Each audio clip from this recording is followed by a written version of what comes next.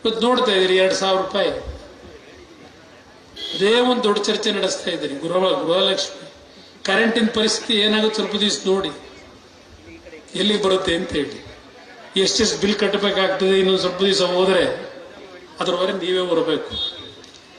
ಇವತ್ತು KSRTC ದರ ಎಷ್ಟಕ್ಕೆ ಏರಿಕೆ ಮಾಡಿದ್ರು. ಅಲ್ಲೆಲ್ಲ ಬೆಂಗಳೂರಿನ ಮೆಟ್ರೋ 60 ರೂಪಾಯಿ ಕೊಟ್ಟು ಆ ಮೆಟ್ರೋದಲ್ಲಿ ಹೋಗ್ತಾ ಇದ್ದದ್ದು 90 ರೂಪಾಯಿ ಬೆಲೆ ಜಾಸ್ತಿ ಮಾಡಿದ್ರು, 30 ರೂಪಾಯಿನ. ಇವತ್ತಾಗಲೇ ಮೆಟ್ರೋಗೆ ಜನ ಹೋಗದೆ ಕಡಿಮೆ ಮಾಡ್ತಾವ್ರೆ, ದುಡ್ಡು ಕಟ್ಟಕ್ಕಾಗದೆ. ಈ ರೀತಿ ಇವರು ದುಡ್ಡನ್ನ ನಿಮ್ಮ ತಲೆ ಹೊಡೆದು ನಿಮ್ಮಿಂದ ವಸೂಲಿ ಮಾಡಿ. ಅದೇನು ಫ್ರೀ ಬಸ್ಸು 2,000 ರೂಪಾಯಿ. ನಾನು ಈ ರೀತಿ ತೆರಿಗೆ ಹಾಕಿ ದುಡ್ಡು ವಸೂಲಿ ಮಾಡಿದ್ರೆ ತಿಂಗಳಿಗೆ 10,000 ಕೊಡುವೆ ಹೆಣ್ಮಕ್ಳಿಗೆ. 2,000 ಅಲ್ಲ, 10,000 ಕೊಡುವೆ. ಅರ್ಥ ಮಾಡ್ಕೊಳ್ಳಿ.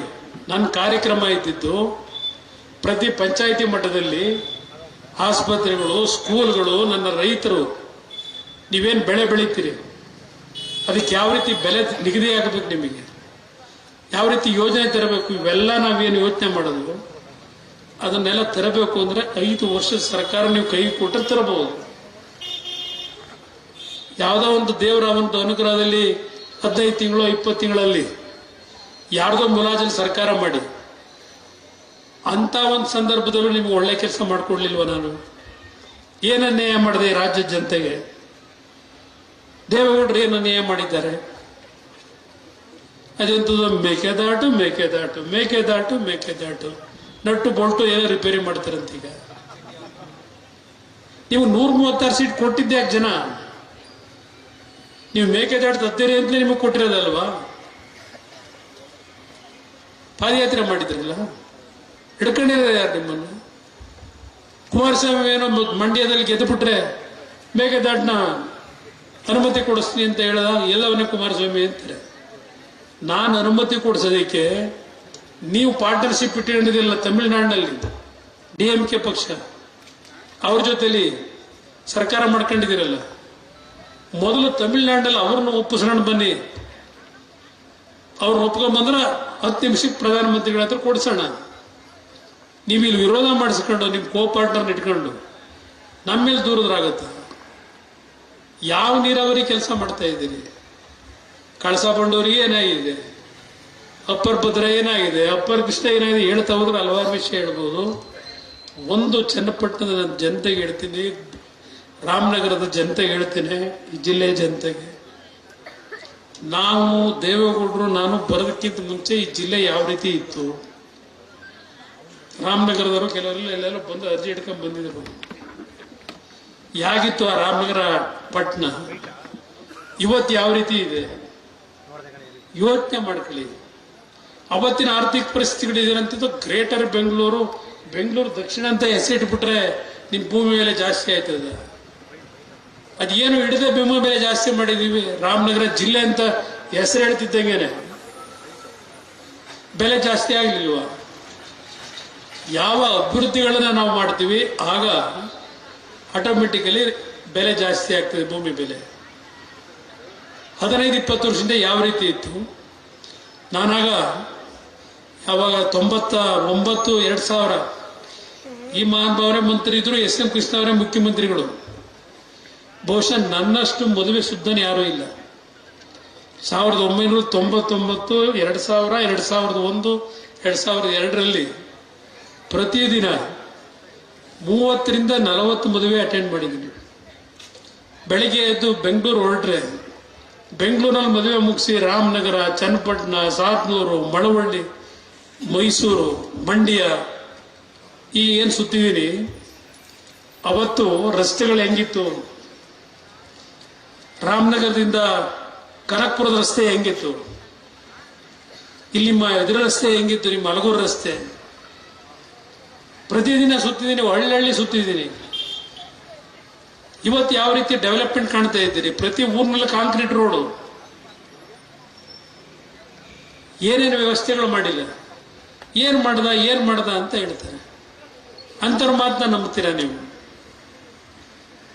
ತೀರ್ಮಾನ ನೀವು ಮಾಡ್ಕೊಳ್ಳಿ. ನನಗೇನು ನಷ್ಟ ಇಲ್ಲ, ನಷ್ಟ ನಿಮಗೆ. ಇವತ್ತು ಕರ್ನಾಟಕ ರಾಜ್ಯದಲ್ಲಿ ದುಡ್ಡಿಗೆ ಸಮಸ್ಯೆ ಇಲ್ಲ. ರೈತರ ಸಾಲ ಮನ್ನಾ ಮಾಡಿ ಅಭಿವೃದ್ಧಿ ಕೆಲಸ ಮಾಡಿ ತೋರಿಸ್ತಿಲ್ವ ನಾವು? ಇವತ್ತು ಯಾತಕ್ಕೆ ಇವ್ರ ಕೈಲಿ ಆಗ್ತಾ ಇಲ್ಲ? ಒಂದು ಸ್ಕೂಲ್ ಟೀಚರ್ ನೇಮಕ ಮಾಡಕ್ ಆಗ್ತಿಲ್ಲ ಇವ್ರ ಯೋಗ್ಯತೆಗೆ. ಜನಕ್ಕೆ ಕೊಡಬೇಕಾದ ದುಡ್ಡನ್ನ ಲೂಟಿ ಹೊಡ್ಕೊಂಡು ಕೂತವ್ರೆ. ಹೆಂಗ್ ಸಹಿಸ್ಕೊಂಡಿದ್ದೀರಿ ನೀವು ಇದನ್ನೆಲ್ಲ? ಇವತ್ತು ಈ ವೇದಿಕೆ ಮುಖಾಂತರ ನಾಡಿನ ಜನತೆಗೆ ನಾನು ಕೇಳಲಿಕ್ಕೆ ಬಯಸ್ತೇನೆ, ಯಾವ ರೀತಿ ಇದನ್ನೆಲ್ಲ ಸಹಿಸ್ಕೊಂಡಿದ್ದೀರಿ? ಇಂಥ ಆಡಳಿತನ ಕರ್ನಾಟಕಕ್ಕೆ ಒಂದು ಕಾಲದಲ್ಲಿ ದೊಡ್ಡ ಹೆಸರಿತ್ತು, ಇವತ್ತು ಯಾವ ಮಟ್ಟಕ್ಕೆ ತಗೊಂಡೋಗಿದ್ದಾರೆ? ಇದೆಂಥದ್ದು KPSC ಇದು ಬಿಲ್ ತತ್ತಾರಂತೀಗ ಸಿದ್ದರಾಮಯ್ಯ. ನೀವು 3ನೇ ಮಾಡಿಲ್ಲ KPSC ಮೆಂಬರ್ಸ್ ಮಾಡ್ತಿರಲ್ಲ ಕೂತ್ಕೊಂಡು, ಆ ಮೆಂಬರ್ಸ್ ಸರಿಯಾಗಿರೋನ್ನ ಮಾಡಿದೆ. KPSC ಬೈದ್ರೆ ಅರ್ಥ ಏನಿದೆ? KPSC ಸಂಸ್ಥೆ ಅಲ್ಲೇನು ತಪ್ಪಾಗಿಲ್ಲ, ಆ ಸಂಸ್ಥೆ ತಪ್ಪು ಮಾಡಿರೋರು 3ನೇ ಮಾಡಿ ಕೂತಿರೋರು ನಾವುಗಳು ಮಾಡಿರೋ ತಪ್ಪು. ಒಂದು ಉದ್ಯೋಗ ಇಲ್ಲ ನೆಟ್ಟಿಗೆ. ಇವತ್ತು ನಿನ್ನೆ ಸರ್ಕಾರದಲ್ಲೇ ಉತ್ತರ ಕೊಡ್ತಾರೆ, ಸುಮಾರು 2.25 ಲಕ್ಷ ಸರ್ಕಾರಿ ಉದ್ಯೋಗಗಳ ಖಾಲಿ ಇಟ್ಕೊಂಡಿದ್ದೀರಿ. 2.25 ಲಕ್ಷ ಉದ್ಯೋಗಗಳ ಖಾಲಿ ಇದೆ. KPSC ಇವತ್ತರ ಒಂದು ನೆಟ್ಗೊಂದು ಮಕ್ಕಳಿಗೆ ಇವತ್ತು ಇಂಟರ್ವ್ಯೂ ಮಾಡಿ ಕೆಲಸ ಕೊಡೋ ಯೋಗ್ಯತೆ ಇಲ್ಲ. ಇವತ್ತು ಹೇಳ್ತಾರೆ ಕ್ವಶನ್ ಪೇಪರ್ಗೆ ಯಾವ ರೇಟ್ ಫಿಕ್ಸ್ ಮಾಡ್ಕೊಂಡಿದ್ದಾರೆ, ಮಾರ್ಕ್ಸ್ ಹಾಕಕ್ಕೆ ಎಷ್ಟು ಫಿಕ್ಸ್ ಮಾಡ್ಕೊಂಡವ್ರೆ, ಅಪಾಯಿಂಟ್ಮೆಂಟ್ ಕೊಡಕ್ಕೆ ಎಷ್ಟು ಫಿಕ್ಸ್ ಮಾಡ್ಕೊಂಡವ್ರೆ. ಇದೆಲ್ಲ ಶುರುವಾಗಿದ್ದು ಸಿದ್ದರಾಮಯ್ಯರ ಕಾಲದಲ್ಲೇ. ಯಾರೋ ಒಬ್ಬರನ್ನ ಮಾಡಿದ್ರು, ಕೇಬಲ್ಲಿ BDA ಚೇರ್ಮನ್ ಮಾಡ್ಕೊಂಡಿದ್ರು, ರೀಡು ಮಾಡೋದ್ರಲ್ಲ, ರೀಡು ಮಾಡೋದ ಮೇಲೆ ಪಾಪ ಒಳ್ಳೆ ಕೆಲಸ ಮಾಡಿದ್ರು ಅಂತ KPSC ಚೇರ್ಮನ್ ಮಾಡಿದ್ರು. ಒಂದು ಅಪಾಯಿಂಟ್ಮೆಂಟ್ 1 ಕೋಟಿ 2 ಕೋಟಿ. ಆಗ ಸದ್ಯ ಕೆಲಸ ಆಗಿದ್ರೆ ದುಡ್ಡು ವಾಪಸ್ ಕೊಡೋರು. ಈಗ ದುಡ್ಡು ತಗೊಂಡು ದುಡ್ಡು ವಾಪಸ್ ಇಲ್ಲ, ಕೆಲಸವೂ ಇಲ್ಲ, ಆ ಪರಿಸ್ಥಿತಿಲಿ ಇದೆ. ಇದನ್ನೆಲ್ಲ ಸಹಿಸ್ಕೊಂಡಿದ್ದೀವಿ ನಾವು. ಇದು ಎಷ್ಟು ಮಾತಾಡಿದ್ರು ಈ ಸರ್ಕಾರ ಯಾವ್ದು ತಲೆ ಕೆಡಿಸ್ಕೊಳ್ಳಿಲ್ಲ, ಬಂಡೆ ಬಿದ್ದೋಗಿರೋ ಸರ್ಕಾರ ಇದು. ನೀವೇನು ಮಾತಾಡಿದ್ರು ಇದಕ್ಕೆ ಮಾನ ಮರ್ಯಾದೆ ಏನೂ ಇಲ್ಲ. ಸರಿಪಡಿಸ್ಬೇಕಾದ್ರೂ ಈ ರಾಜ್ಯದ ಜನ ನೀವು ಸರಿಪಡಿಸ್ಕೋಬೇಕು. ಅದರಿಂದ ದಯವಿಟ್ಟು ಇವತ್ತು ಈ ಕಾರ್ಯಕ್ರಮದಲ್ಲಿ ಇಂಥ ಒಂದು ಕಟ್ಟಡ ಏನು ಕಟ್ಟಿಕೊಂಡಿದ್ದೀರಿ, ಉಪಯೋಗ ಮಾಡಿಕೊಳ್ಳಿ, ಜನಕ್ಕೆ ಒಳ್ಳೇದು ಮಾಡಿ. ನಿಮಗೆಲ್ಲ ಭಗವಂತ ಒಳ್ಳೇದು ಮಾಡಲಿ ಅಂತಕ್ಕಂಥ ದೇವರು ಪ್ರಾರ್ಥನೆ ಸಲ್ಲಿಸಿ ಕೆಲವು ಅರ್ಜಿಗಳು ಕೊಟ್ಟಿದ್ದೀರಿ. ಅರ್ಜಿನ ನಾನೇನು ಬಿಸಾಕಲ್ಲ. ನಾನು ಮೊನ್ನೆ ಚುನಾವಣೆಯಲ್ಲಿ ನಿಖಿಲ್ ಸೋಲಾಗಿದೆ ಅಂತ ಹೇಳಿ ಆ ಅರ್ಜಿಗಳನ್ನು ನಾನು ತಿರಸ್ಕಾರ ಮಾಡೋದು. ಏನು ಕೆಲಸ ಮಾಡ್ಲಿಕ್ಕೆ ಸಾಧ್ಯ ಇದೆ ಆ ಕೆಲಸಗಳನ್ನು ಮಾಡ್ತಕ್ಕಂಥದ್ದು ನಾನು ಮುಂದುವರಿಸ್ತೀನಿ. ಸೋಲು ಗೆಲುವು ರಾಜಕಾರಣದಲ್ಲಿ ದೇವೇಗೌಡರ ಕಾಲದಿಂದ ನೋಡ್ಕೊಂಬಂದ್ಬಿಟ್ಟಿದ್ದೀವಿ. ದೇವೇಗೌಡರು 65 ವರ್ಷ ರಾಜಕೀಯ ಮಾಡಿ 18 ತಿಂಗಳು ಮುಖ್ಯಮಂತ್ರಿ, 10 ತಿಂಗಳು ಪ್ರಧಾನಮಂತ್ರಿ, 3 ವರ್ಷ ನೀರಾವರಿ ಮಂತ್ರಿ. ಇನ್ನು ಹೆಚ್ಚು ಕಡಿಮೆ 60 ವರ್ಷ ಅವರು ವಿರೋಧ ಪಕ್ಷದಲ್ಲೇ ಇದ್ದರು.